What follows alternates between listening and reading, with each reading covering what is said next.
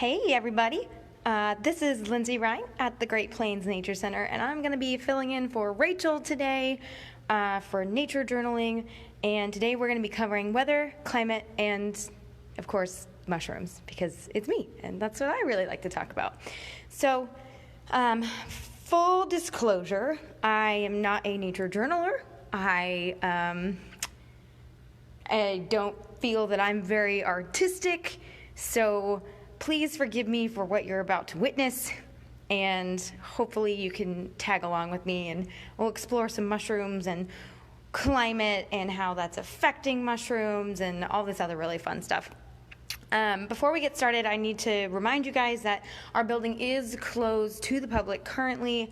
There are staff on site occasionally who will be seen doing animal care or shooting some of our educational videos out in the park. I mean, we're all over the place. But yeah, we're currently closed right now, and we're missing all of you so much, and we hope to open up again very soon. So with that, let's get started. I'm going to adjust this just a little bit. I know I'm just like a hair late. It's because I couldn't figure out how to rig this up, and I forgot that to nature journal you need paper to draw on.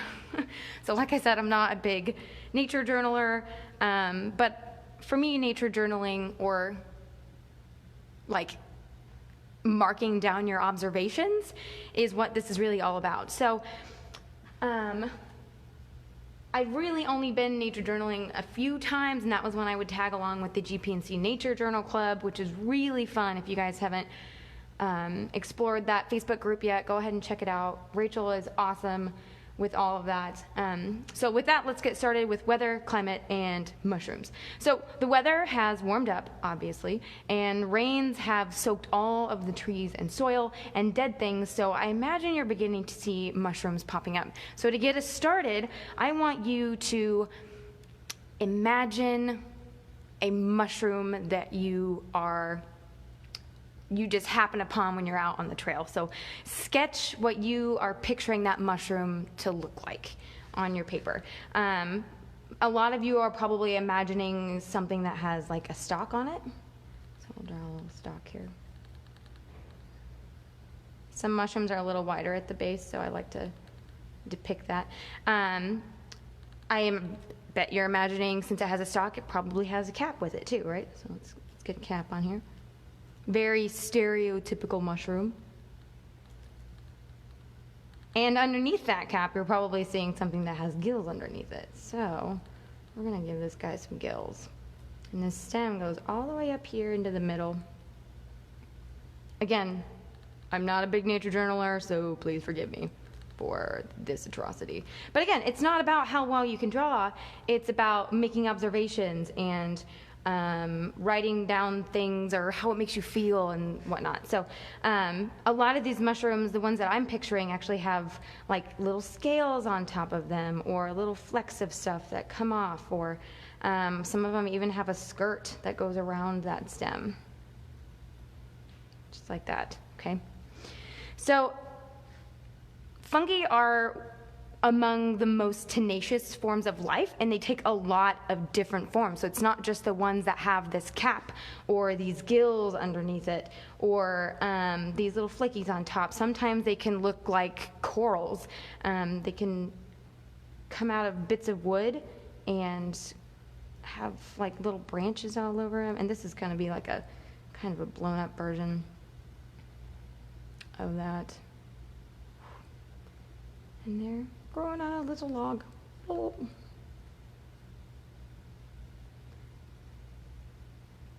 One of my all-time favorite kinds of mushrooms is a jelly fungus. And its common name is the wood ear mushroom, so it looks like an ear growing off the side of a tree. So like, here's your tree. And this is not to scale, for the record. And here's like this little ear coming off of it. Just like that. Or there can be like clusters of them. Can you guys see that? Okay. All over the place. So mushrooms take a lot of different forms, and like I said, they're one of the most tenacious forms of life and literally off the planet. So mushrooms have been found growing outside an orbiting spacecraft, like on the outside of its like outer shell. They've been found thriving inside the ruins of a Chernobyl reactor, and like even in the rocks down in Antarctica. Now, when people think about mushrooms or fungi, they tend to think about them as food or as medicine, like penicillin and bread mold. But what's less known about them is that they actually play a really critical role in regulating global climate. And I'll get into that here in just a little bit. But to really know a lot about that, we need to understand the difference between climate and weather. And if you didn't catch Emily's video earlier this week, she did such a good job of explaining the difference between those two. So I'm going to take her words just because I love the way that she explained them. So weather in the short-term conditions of temperature, humidity, precipitation, wind, etc. And climate is the long-term pattern of weather conditions in that area.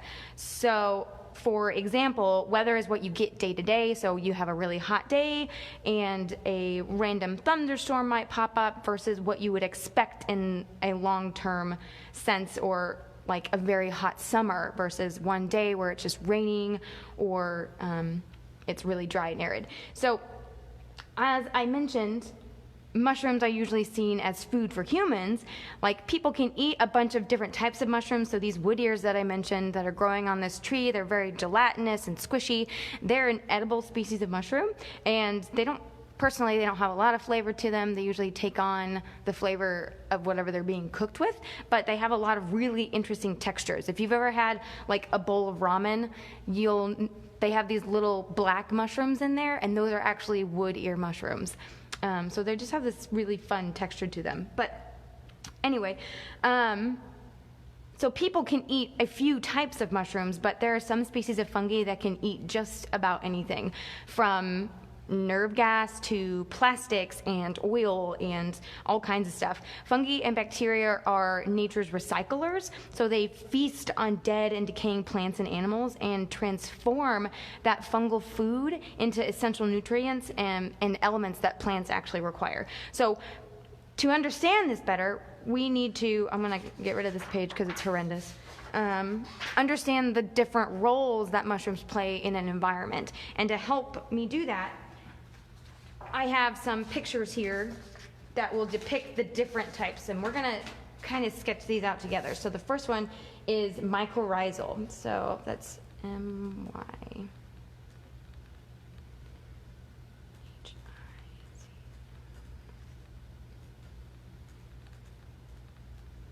Okay, so mycorrhizal fungi is the first one that we're going to talk about. And these mycorrhizal fungi, in this picture, you can see this tree and all of the roots that it has underground, but you also see these mushrooms popping up right here. And these mushrooms have a mycorrhizal relationship with this tree. And what I mean by that is this mycelium underneath here, and we'll get to that here in 1 second, it helps this tree actually absorb more water than it would be able to on its own. So we're going to draw our own like little example of that. So imagine a big oak tree. So, big old oak tree. Cannot draw. And there's some grass down here. A lot of mycorrhizal mushrooms actually appear terrestrial, so it looks like they're just growing right out of the ground. But when you're out looking for mushrooms or you're observing them, make note of the trees that they're actually around, because the trees that they're associated with will actually help you figure out what mushrooms you're looking at and the role that they're playing in that ecosystem. So these mushrooms are underneath the ground. So here's the ground. Here's some bark. Oh, some bark. Here are like the tree roots.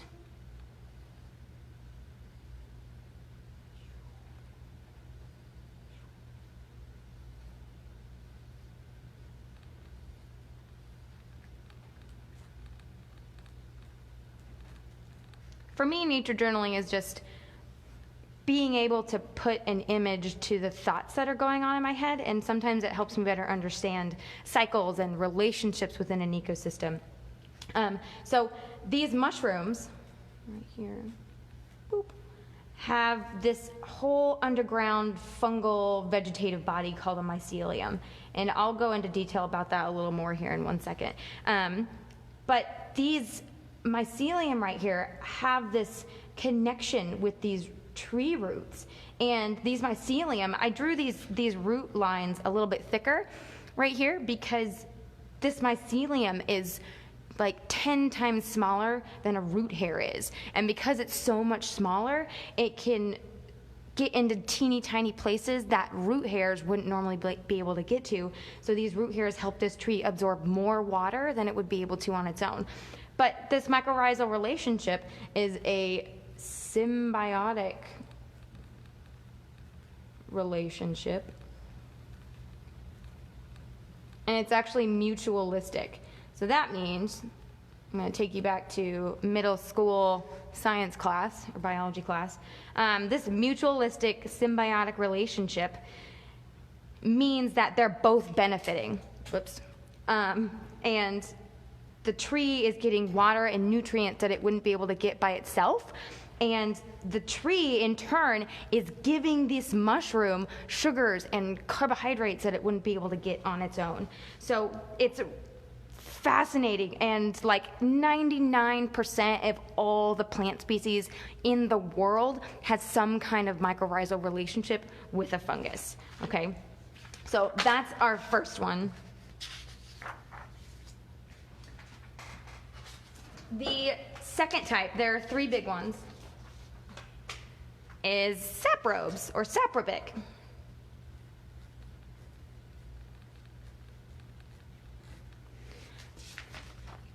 Now, a saprobic, and again, these are roles that mushrooms are playing in an ecosystem, and there are three really big roles that they play. Again, the first one was mycorrhizal, where they have that relationship with trees. The second one is saprobic, and this is in no particular order. It's just the order that I'm grabbing the pictures that I printed off to help you visualize what it is that I'm talking about. So saprobes are mushrooms that actually break down dead or dying organic matter in the soil, like leaves or sticks or dead things or poop even. I mean, there's all kinds of stuff. Or scat is the more science-y word. So these saprobes this is a really good example of this because this is depicting a fallen tree, and these mushrooms are growing out of the tree. So they're effectively breaking down this dead tree limb and are taking these nutrients and recycling them in a way that other organisms can use them. So I want you to picture what other things that saprobes might be breaking down. And one of the things that comes to my mind the most often, and I'm a very visual person, and I like to imagine things that I've seen in nature and then apply that in a way that is easily shared with other people. So one of my favorite things about mushrooms is that they vary in sizes so much, and they can be really, really teeny tiny. Like, for example, here's like those wood chips that you can use to mulch your garden. Cannot draw, you guys. I'm so sorry. Actually, I'm not sorry, because this isn't about artistic skill. This is about making observations and making notes and observing the world around you. And right now we're just making notes and observations about things that we've seen and not necessarily things that are right in front of us yet. So this is a wood chip, like I said, that you would use to mulch your garden. And obviously this is not to scale, but it's a little one. Think of it as like an inch, maybe an inch and a half long.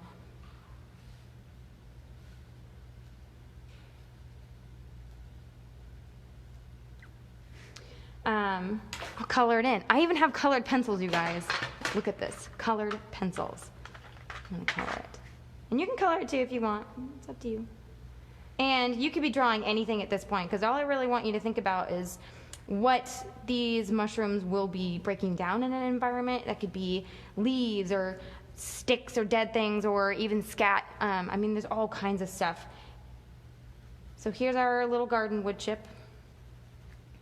Throw some reds in because the ones I have in my yard are a red tint. Pretty sure that's not natural, but it's what I got going on. Okay, and coming out of these little wood chips are these teeny, and I mean teeny tiny, like stick thin mushrooms. And I'm not gonna draw a really thick stem on this because it's literally probably about, I don't know, it's probably about 0.5 millimeters thick. And this cap is absolutely beautiful on it. And it does have gills, but they're really far spaced out. So there's the gills. And there's our cap. So this is what this mushroom looks like. And it's literally this beautiful, bright orange color. Some of them can be red. Some of them are even like a white. Some of them are so fragile looking and white in color that they almost appear transparent. And I'm not even going to attempt to draw that because that would be a total disaster. But I mean, they're so little. And what this guy is doing is he's got the actual vegetative part of the fungus inside of this little wood chip. And he's breaking down this wood chip. Like, this whole fungus is just crammed inside of this singular wood chip. And this one little mushroom right here is spreading a bunch of spores around so that it can inoculate other singular wood chips and grow a bunch of other teeny tiny little mushrooms. So, uno momento. Okay, so now we've talked about mycorrhizal fungi. Remember that one that has the relationship with the tree. And then we've talked about saprobics, which are breaking down organic matter like leaves, sticks, dead things, and returning those nutrients back into the soil. And then the third one that we're going to talk about, which is my all-time favorite. Actually, that's not fair to say because all of them are like my favorite, but it's one of the most fascinating roles that these mushrooms play in an ecosystem, and that is the role of the parasitic fungi. A lot of you might already be familiar with this. If you can't tell what this is, it's an ant, and it has a mushroom growing out of the top of its head. And this fungus is really fascinating because it will actually infect these ants and brainwash them and make them do things that they wouldn't normally do, and then it kills them and comes out of their head. It's really fascinating and very gruesome, so I won't go into any more detail than that. But they're not just parasitic on these guys. So we're going to write out parasitic, and they can be parasitic on humans. If you have ever heard of ringworm, then you know what this is. Athlete's foot is the same situation, and ringworm actually isn't a worm, it's a fungal infection, and that fungus is feeding on the dead skin cells that are just underneath the surface of your skin. And it's, one of those really, really common and easily passed around fungal infections that humans can get. It's also parasitic on living trees. There are some species of fungi out there that if you see it growing on a living tree, that means that tree is probably in a lot of trouble and it's not in very good shape. And it's probably well on its way out. And the other big one that they can be parasitic on are insects. So one of my favorite ones that I like to tell people about is it's called the Saltshaker Fungus, and that's because it infects cicadas when they're underneath the ground. So let's see here. We have like this little cicada larva. I'm going to try to draw this from memory. It's going to be a disaster. Oh. And this weird looking head. And some like claw looking things. Looks more like a flea. hey, if you can't make fun of your own drawings, then I don't know what to do. So there's our little cicada larva that's underneath the ground. Now, this parasitic fungi does something like really weird in that it doesn't like get down into the ground. It let me get my green out. Show the ground a little better. So here's the ground. Here's the soil. And the life cycle of this works in this way. So there's an adult cicada that's up here.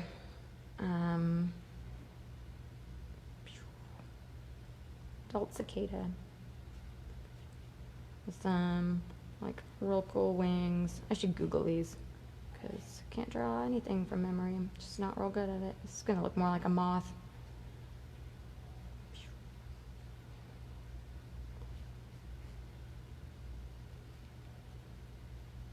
It's got these big old eyes.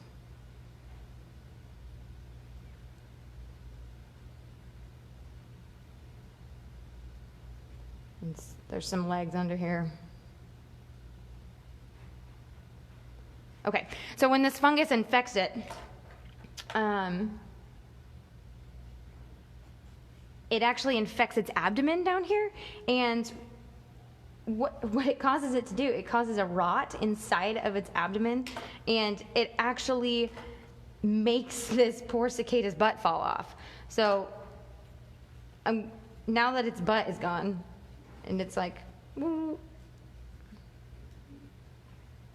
cicada bum, it's gone. Or like a chunk of it is gone. So when it flies around, when they fly around, they're really, really buzzy, and they almost act like it's shaking the spores of this fungus out, and they land on this soil so that when this dude crawls out, he, crawling out of the ground, he, gets covered in these fungal spores so that he inevitably gets infected from it. So it basically starts the whole thing over. So once it gets infected, it comes out, it climbs up onto this tree where you can find those really cool cicada shells. Sometimes I put them in my hair, but they're like really, really fragile, and they're letting their wings dry out.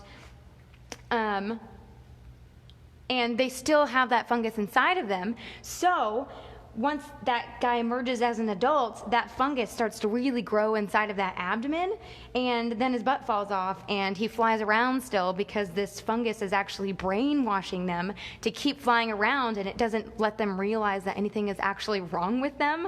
So they don't notice that this fungus is literally consuming it from the inside out. And they are flying around, and the buzzing of their wings just makes them drop all those spores on the ground. Boop, boop, boop, boop. So I'm going to put some dots on here. It's raining parasitic fungi spores onto this soil where this dude is coming out, and the whole cycle starts all over. Like, parasitic fungi are absolutely insane. And Rachel Tolman just said, I've seen those cicadas with their abdomen missing and had no idea that it was infected with a parasitic fungus. I'm really jealous of you, Rachel, because I've never actually seen one ever. And I think I know that they're out there. I've seen them all over the place on the internet, and I've seen my friends sharing them on social media, but I have not found one myself. I think I just walk right by them, so I'm incredibly jealous of you.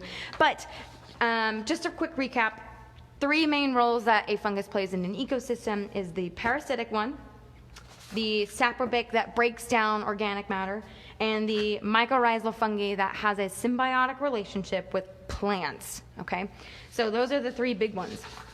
And what's really important about all 3 of these is that they're all effectively doing the same thing, and that's recycling nutrients. And that's so crucial that without fungi, there probably wouldn't be any life.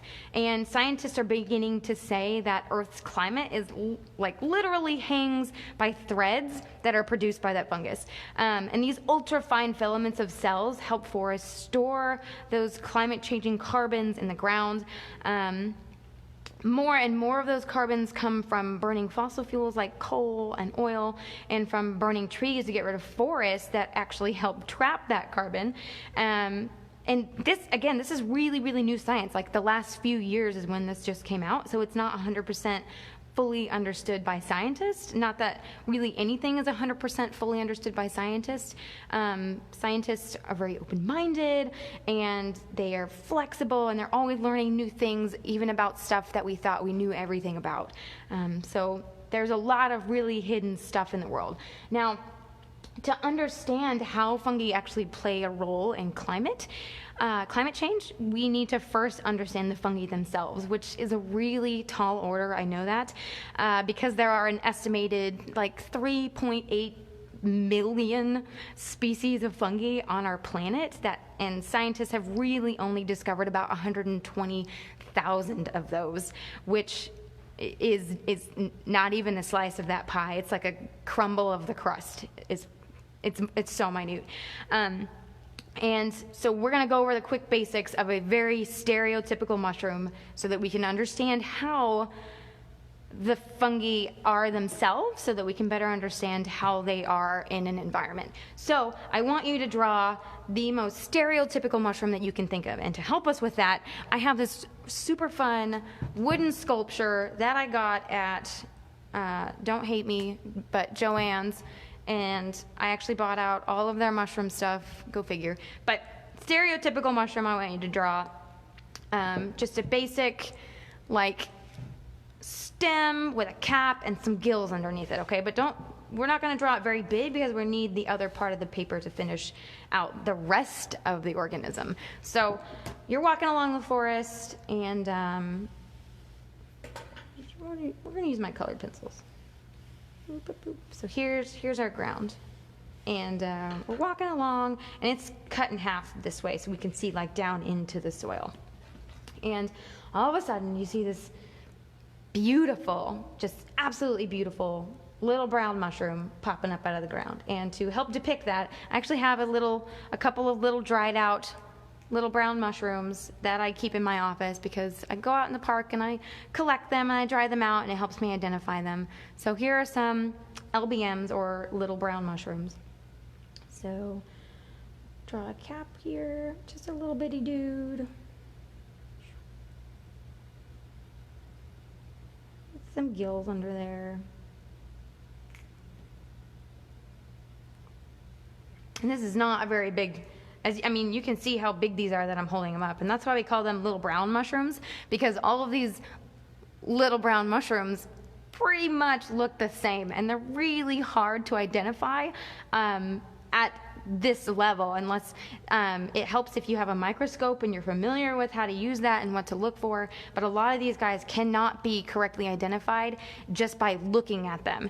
That's why we just call them LBMs, or little brown mushrooms. Okay, so now that we have our mushroom drawn, did anybody by chance draw something other than this? Like a yeast cell, maybe? Because that's also a fungus. I know I asked for a stereotypical one, and this is the image that people usually think of, those caps with gills on the underside of them.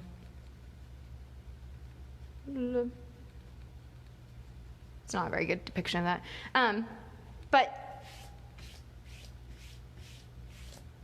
yeah, none of you probably drew a yeast cell because I didn't ask you to draw that. I didn't ask you to draw a fungus, I asked you to draw a mushroom. Now yeast is a fungus, but it's unicellular, so it's one little cell. And this is not to scale, because if it's unicellular, it's very unlikely that you'll be able to see it with your naked eye. So I'm just gonna draw what this little cell is gonna look like. And they have really, really thick cell walls, which is awesome, because the thicker that cell wall is, the better they are at surviving conditions that really aren't that great. And so this is going to be our yeast cell. One cell. And this guy is multicellular.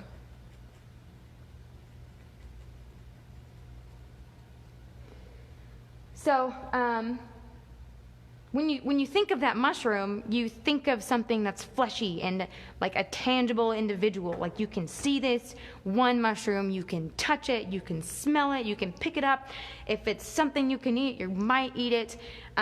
Or you think of the ones that you find packaged in grocery stores. It's the same situation. The difference between this guy and this yeast is that this one is single-celled and this one is multicellular, and that's the depth that we're going to get into it, because if we go any further than that, we're going to be here all day. Now, some of you might be thinking, well, I said that you would really need a microscope to see one individual cell, which is absolutely true, because those packages that you get of yeast, or those like quarter-ounce packages that you get at the grocery store, they have clumps of these single-celled organisms. So it's not just a couple of spoonfuls of those granules. You're putting like thousands of yeast cells inside that bread dough that you're making. So again, the big difference is that multicellular, you can see it, it's tangible to you, you can pick it up and touch it, and these guys, they're floating around in the air right now and we cannot see them, okay? And yeah, that's about that. So now that we settled on the part of the fungus that we can actually see, what about the parts of the fungus that we cannot see? And I have a picture here to help me explain that. So we're going to put my little statue back over here.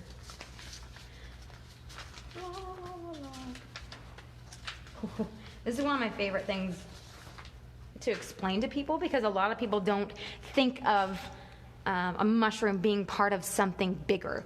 And the part that we don't see is actually called a mycelium, and it's all these like hair-like filaments that are just protruding into the soil. And they look a lot like tree roots, but they're nowhere. I mean, some tree roots can get like as thick as your arm or as thick as your torso. I mean, tree roots can be massive, but they can also be really, really tiny. I mentioned a little bit ago that these mycelium can be like 10 times smaller than the size of a root hair, which is really important, and it helps absorb a lot of nutrients. So this mycelium, which looks like this big mat of little bits, is actually the vegetative part of the fungus itself. Now, what I mean by that is it's the actual body of the fungus. This mushroom that you see when you're out on a walk or in a grocery store is not the fungus. It's just one tiny part of it. It's just like a reproductive factory for this mycelium right here. So let's label this part. So this whole bit is the mycelium itself. And what I mean by reproductive factory is the sole singular purpose of a mushroom, other than to feed me, just kidding, is to produce spores, which is tiny packets of genetic information for this mycelium itself. And those spores get dropped out of this cap. I'm going to put some little freckles in here because these spores are probably a little bit smaller than this singular yeast cell is. So they're really, really tiny. We're talking like 3 micrometers. So they're really, really little. And you cannot see these with the naked eye, but you can take a spore print. And you take a spore print by, for example, like this picture, you would just cut the top of this mushroom off, lay it on a piece of paper or a piece of glass. I like glass better because if you lay it on a piece of white paper and the spore print is white, you're not going to see it very well. And then you cover it up, and then you can see what a whole bunch of those spores look like together, which can be a really good way to help you identify the kind of mushroom that you're looking at. But we're not on identifying mushrooms today. We're on their role in climate change. Now, these spores then get carried off by the wind or by an animal or by water or whatever their means is, and they land somewhere else and they grow into a new mycelium, because this mycelium is the actual body of that fungus. That's why it's that's why I'm drawing it so much bigger than this actual mushroom is comparatively. Now, one mycelium can produce, you guessed it, multiple mushrooms, and not just one.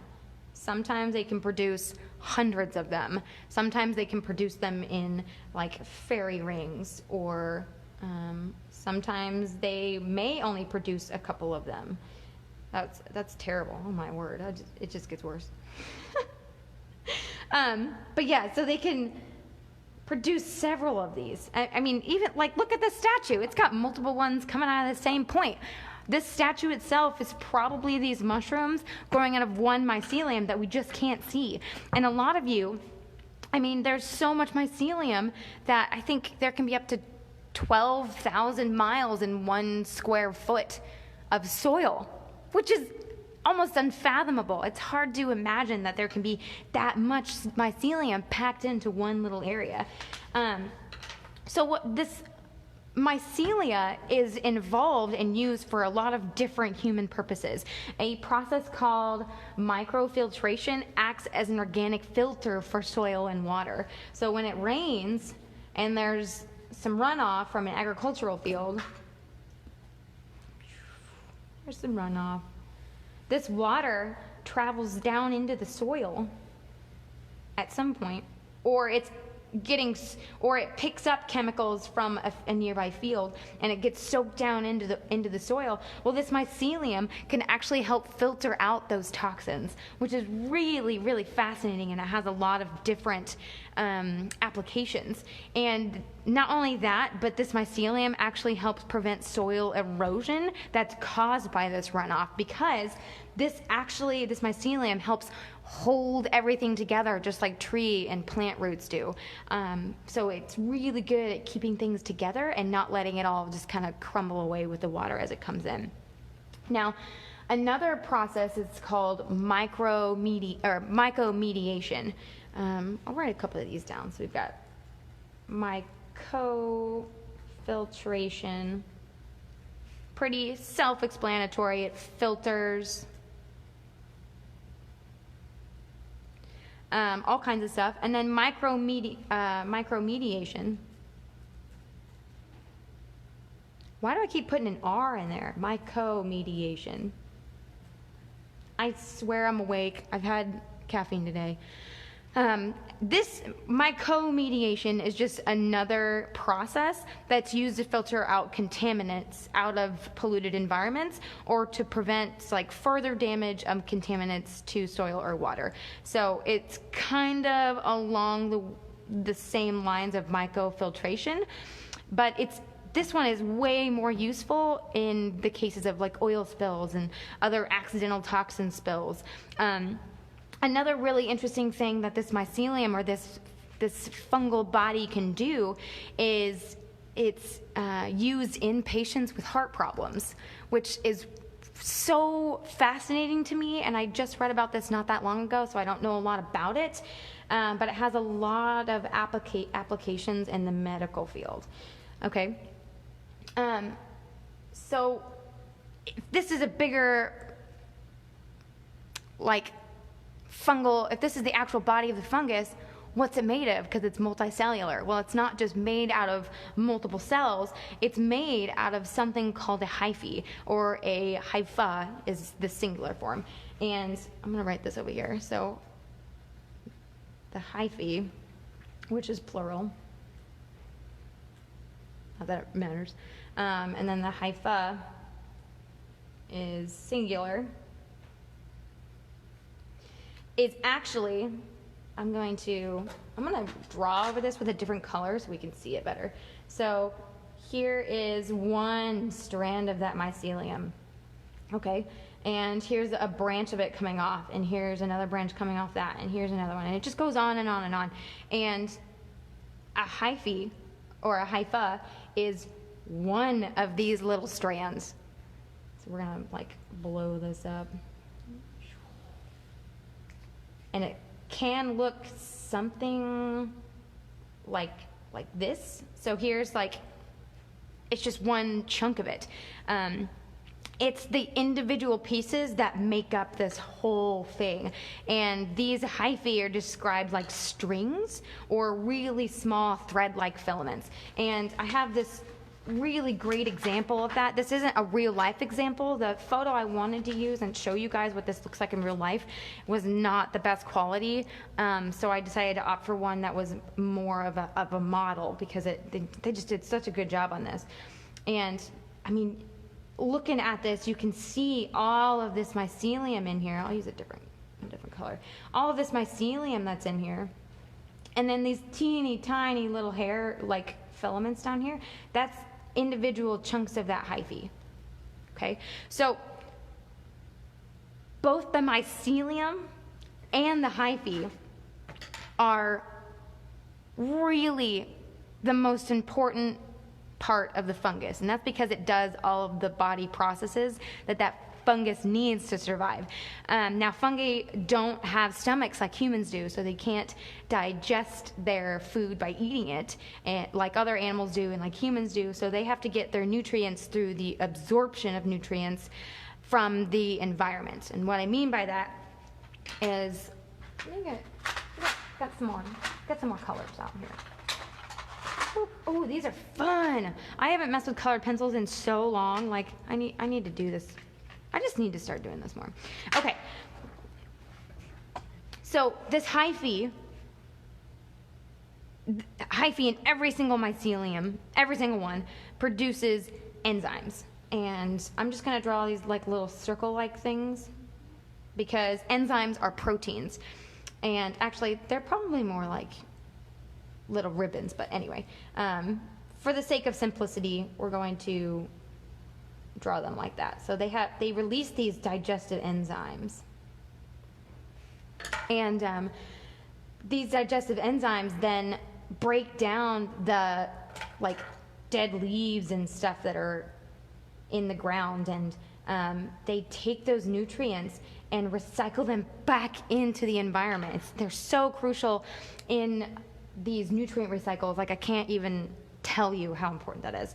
And once they break down this organic matter into a usable form, they then suck up those nutrients like a sponge, and that's how they get their nutrients. So the breaking down of this food can also be used for other purposes, like the decomposition of organic materials, which helps renew the soil, thus giving plants the nutrients that they need to be successful. All of this is done externally, by the way. None of this is done inside. They have to create these enzymes and then excrete them into their environment. The enzymes then digest stuff outside of their body, and then they can just directly absorb that into these hyphae cells. So, yeah, it's just a whole powerhouse of stuff. And I'm going to reiterate that we are literally touching on the absolute basics of these mushrooms, and this does not even come close to what they can actually do. But for the sake of time, I'm not going to get super into it. So the real area where fungi are influencing climate is by influencing the amount of greenhouse gas that's in the atmosphere. And they do this by, we're going to use like, I don't know what color this is. Oh, that's fun. I like that. It's a blue color. So I'm going to draw a bunch of like CO2 molecules up here to depict that there's CO2 in the atmosphere. So they influence the amount of greenhouse gas in the atmosphere by pulling this CO2 into the soil.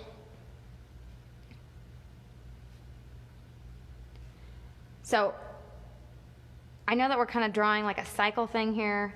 The way I do nature journaling is evidently way different than like Rachel would do it, but we all have our different styles, and this is how it helps me visualize stuff, is drawing things out and really understanding it. So I hope you're sticking with me through this.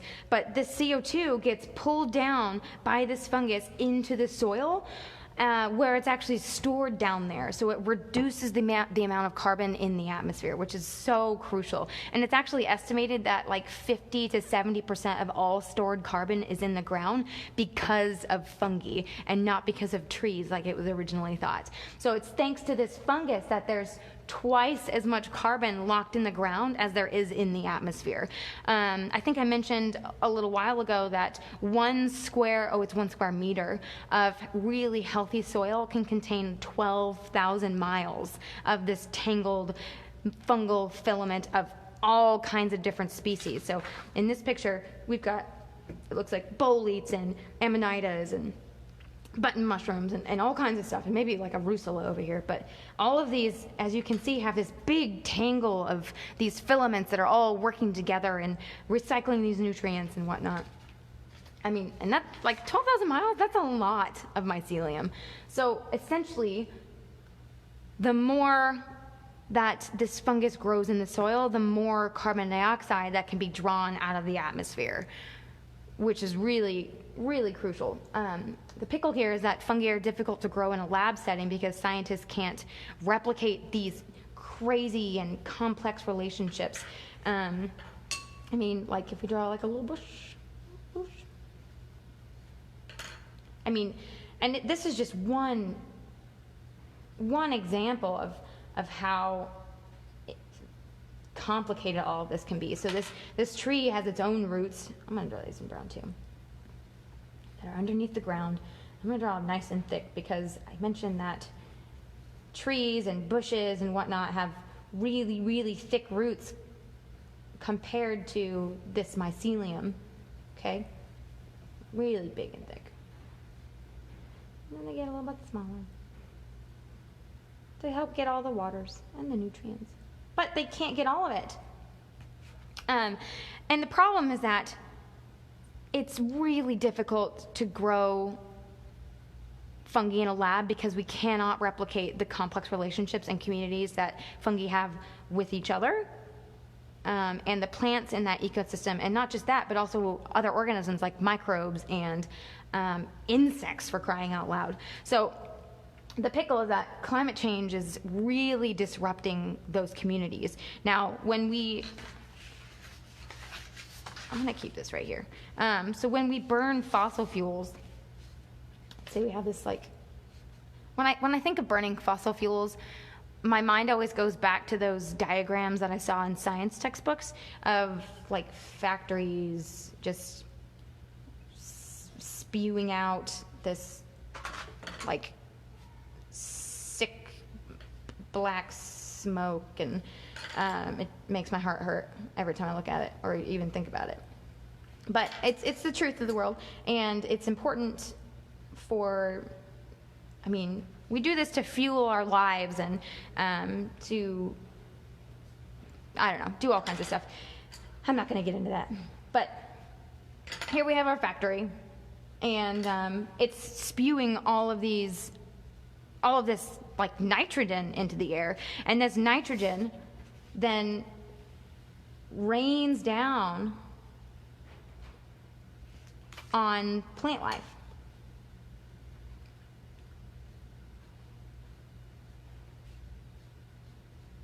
And plants love nitrogen. Like, they love it. So it's awesome for this nitrogen to get over here and rain down on these plants, because then these plants just go absolutely crazy. But this fertilizer, this nitrogen, ends up upsetting the mycorrhizal fungi. Remember mycorrhizal fungi? It's that one that has that symbiotic relationship with these plants that need that nitrogen. It gets crazy, you guys. And it actually reduces the mushroom's ability to intake this CO2. So this CO2 that's emitted from these fossil fuels being burned also creates this greenhouse effect, and the atmosphere and the soil heats up. Okay, that's your basic stuff. Now, when it gets warmer, we can see faster rates of decomposition. So these leaves down here are breaking down even faster. And it's all kinds of stuff. It's not just leaves. It's branches and roots and leaves and frogs and and all kinds of stuff and poop and anything that was alive that's now just on the ground or in the soil. And an increase in how much carbon dioxide is leaving those soils is no longer stored down there. So where does it go? Back into the atmosphere. Now, fungi are like serious climate change warriors by helping forests actually absorb CO2 pollution and delay the effects of global warming and protecting our planet. And this is, I mentioned this a little while ago, but this is such new science. I mean, it's only been out for a few years, and we're still trying to understand it. Unfortunately, this human activity and pollution are all causing forests to lose their fungal carbon guardians, so to speak, and the loss of these fungi may be accelerating climate change. Which is a climate disrupting feedback loop almost. Warmer temperature, less snowfall, crazy weather, exposed ground in the winter, it freezes faster and deeper and it's longer and it stunts tree growth and it messes with carbon storage and then the mycelium doesn't grow and it doesn't get the nutrients that it needs. It's crazy. But yeah, I'm gonna take just like a little bit more of your time. If you don't mind, feel free to bail if you want or come back later and talk about one that we all might be really familiar with. I've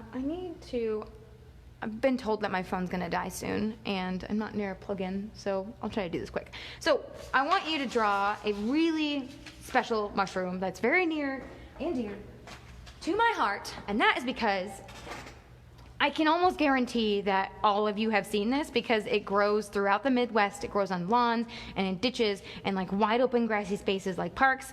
And this fungus really, well, not this fungus, but fungi are really long-lived organisms because, we're talking like thousands of years. The oldest known fungi that's alive today is over 8,000 years old. And that is like mind-blowing.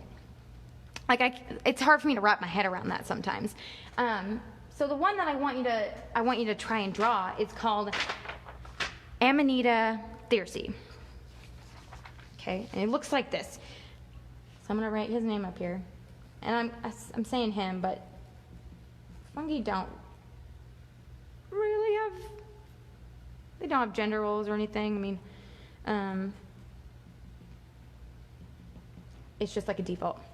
Anyway, so Amanita thyrsi is the actual species name, and they're really fascinating, and they do belong to the group Amanitas. I think I've been saying Amanitas. I apologize. It's Amanita. Amanita thyrsi. It belongs to a group of Amanitas, and Amanitas are notorious for having mycorrhizal relationships. And I'm like, that's just going to keep coming up because all plants have mycorrhizal relationships with some fungi at some point in their life. So we're going to pretend like this is an Amanita. And Amanitas are those stereotypical mushrooms with gills, and they have,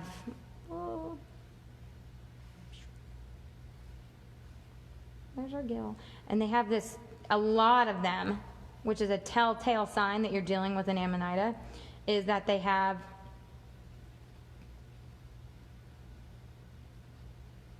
I'll go like this. Is that they have this skirt around the ring, which is a really good indicator that that's what you're dealing with is an Amanita. So they've got all these gills underneath them, but these Amanita thyrsis are really special because they're shaggy and they grow in grass, which means that they're saprobics because they don't have a mycorrhizal relationship with a tree. They have, they're breaking down grasses. Like, it's crazy. My papers are getting all messed up. So like our friend here with the wood chip, this guy is out here in lawns breaking down all your, grass clippings and stuff. They're awesome. And they're really unique because they're one of the only Amanita species that does this. So you've probably seen these before. They pop up out of the ground. Sometimes they pop up in these little fairy rings. So we got mushrooms all over the place. I'm gonna do these real quick because I know I've been talking a lot and I anticipated talking more about how these guys help trap carbon in the soil, but I got sidetracked with the whole how cool mushrooms are and their life cycles and stuff, so I apologize. So we have this stalk right here, okay? And it's growing in the grass. Got grass all over the place. This is the important bit. So all the grass. It's so important that we remember that it grows in the grass.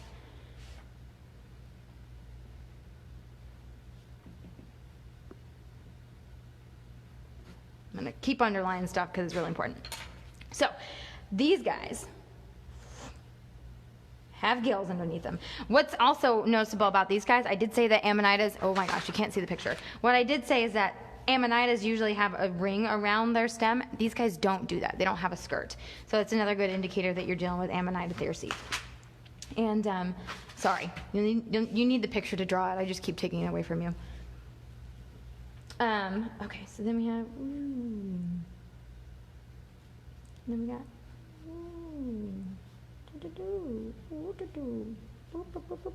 oh my gosh, that's like the best one I've drawn all day. A really good indicator that you're dealing with this species is that they have all these like flaky bits coming off of it. And when you touch it, this powdery stuff comes off on your hands, which is really, really fun. It's not toxic. I wouldn't recommend sucking on it if you ever touch this mushroom. Like, don't stick your fingers in your mouth, but that kind of goes with a lot of things when you're touching stuff in the outdoors. So it's covered in this like really fine powdery material. And there are usually multiples of them all growing together. And they have all these great gills that are underneath there, like, well. Okay, so now we have our Amanita thyrsi. And like I mentioned before, these Amanitas are typically notoriously mycorrhizal, so they always associate with trees. Usually it's an oak tree, but the Amanita thyrsis are the exception to that rule. It doesn't have a symbiotic relationship with a tree. It is breaking down grass clippings in your yard or in a park, and that's why it can be found in grassy areas rather than in the woods, which is where most of the other Amanitas can be found. So this really cool organism is a saprobe, or a saprobic. It gets its energy by feasting on the corpses of its neighbors, and what I mean by that is by its grass neighbors. And that means that this species of mushroom is the perfect candidate to tell us what those grasses were like before they died. Anna asked how we know how old they are, and it's usually because of some form of carbon dating, I think. I don't know the exact science of dating mushrooms, not like age-wise, never mind. Bad joke. But it's usually a form of carbon dating. There's a lot of speculation about that, but I mean, there's a lot of evidence that supports whether or not they are actually that old. And it usually has to do with how long they've had a relationship with the trees around them, and they measure it by testing the trees that are with them and how integrated they are. I don't know. It's whack. So there was a study done in the Midwest that spanned like 27 years, and they analyzed like 40 different Amanita thyrsi samples taken from lawns all across the Midwest over a 27-year period. And this suggests that mushrooms, as a result of the grasses they eat, they might be able to reflect the climate change of the last few decades within the chemistry of the mushroom itself. Now, the reason it might be possible to trace this climate change in the grass at all is because plants can be distinguished by the different ways they handle photosynthesis. Now, it's a whole like C3, C4 thing, and basically all I know about that is C3 and C4 are named after the structure of the molecules that the two different types of photosynthesis produce. That's really all I know.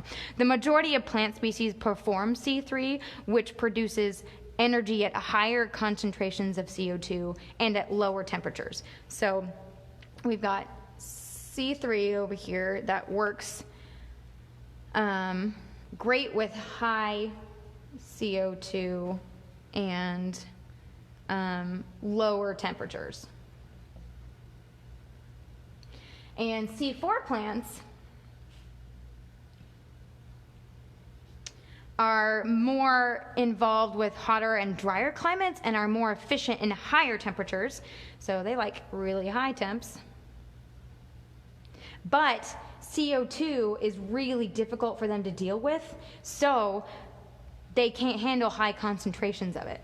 Now, lawn grasses in the United States, as it so happens, include both C3 and C4 plants. But wherever C3 and C4 plants grow together, it's possible to tell from the chemistry, like down in the soil, which is made up of course, of decayed plants, what the ratio was in past growing seasons. And using this, scientists have been able to explore temperature and CO2 and how CO2 can affect the competition between the two types of grasses. In this study, which was, I think, done at the University of New Hampshire, they looked to see whether the ratio of carbon isotopes in lawn mushrooms picked up, so like these guys were tested for their isotopes that were picked up by the dead grasses that they were decomposing, and how that could possibly explain climate differences. In a study that analyzed these isotope levels from 1982 to 2009, they found that despite rising temperatures,